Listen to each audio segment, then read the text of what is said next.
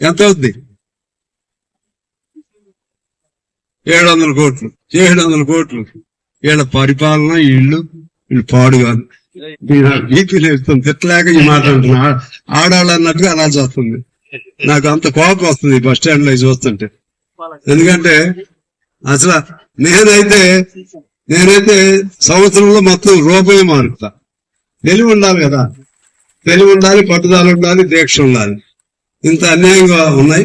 సరే, అయినా మీరు ఈ మహిళలందరికీ శుభాకాంక్షలు తెలియజేస్తూ ఖచ్చితంగా ఈ మనం కొత్త దీని స్వరూపం మార్చుకునే వరకు కూడా పోరాటం చేద్దాం, సాధించుకుందాం. మీరందరూ నా పైన, అందులో ఆర్టీసీ సోదరులు ఎంతో ప్రేమతో ఉంటారు. నాకు అనుబంధం. మీ అందరికీ మీ సమస్యల పరిష్కారం కోసం ఫైట్ చేస్తున్నాను. అలాగే మన ప్రాంత అభివృద్ధి కోసం కూడా ఫైట్ చేస్తూ మీ అందరికి శుభాకాంక్షలతో సెలవు తీసుకుంటున్నాను. సో ఆ విధంగా బస్సులు కూడా శుభ్రంగా ఉండాలి. ప్రయాణం చేసే వాళ్ళకి ఎట్లా ఎక్కుతున్నారు అని చెప్పి దాని జోలికి వెళ్లకుండా ఉండటం అనేది ధర్మం కాదు. ఆటో నీట్ గా ఉంచాలి, బస్ స్టాండ్ నీట్ గా ఉంచాలి, మరుగుదొడ్లు నీట్ గా ఉంచాలి, సిబ్బందిని జాగ్రత్త చూసుకోవాలి. డబ్బు లేని పనులు, డబ్బు ఉన్నదంటే ఓకే మీకు ఇబ్బంది. ఇవన్నీ ఇది పెద్ద ఖర్చు కాదు. ఇన్ని వేల కోట్లు పెట్టే వాళ్ళకి మొత్తం రాష్ట్రంలో ఎన్ని బస్ స్టాండ్లు ఉన్నాయమ్మా? రాష్ట్రంలో ఎన్ని బస్ స్టాండ్లు ఉన్నాయి? మొత్తం 143 బస్ స్టాండ్. 5 కోట్లు వేసుకో, ఎంత అవుద్ది?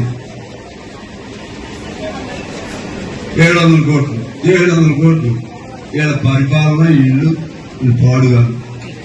బీపీ లేస్తుంది, పెట్టలాగా ఈ మాట అంటుంది. ఆడాలన్నట్టుగా అలా చేస్తుంది. నాకు అంత కోపం వస్తుంది బస్ స్టాండ్ లో చూస్తుంటే. ఎందుకంటే అసలు నేనైతే సంవత్సరంలో మొత్తం రూపాయి మారుతా. తెలివి ఉండాలి కదా, తెలివి ఉండాలి, పట్టుదల ఉండాలి, దీక్ష ఉండాలి. ఇంత అన్యాయంగా ఉన్నాయి. సరే, అయినా మీరు ఈ మహిళలందరికీ శుభాకాంక్షలు తెలియజేస్తూ ఖచ్చితంగా ఈ మనం కొత్త దీని స్వరూపం మార్చుకునే వరకు కూడా పోరాటం చేద్దాం, సాధించుకుందాం. మీరందరూ నా పైన, అందులో ఆర్టీసీ సోదరులు ఎంతో ప్రేమతో ఉంటారు. నాకు అనుబంధం. మీ అందరికీ మీ సమస్యల పరిష్కారం కోసం ఫైట్ చేస్తున్నాను.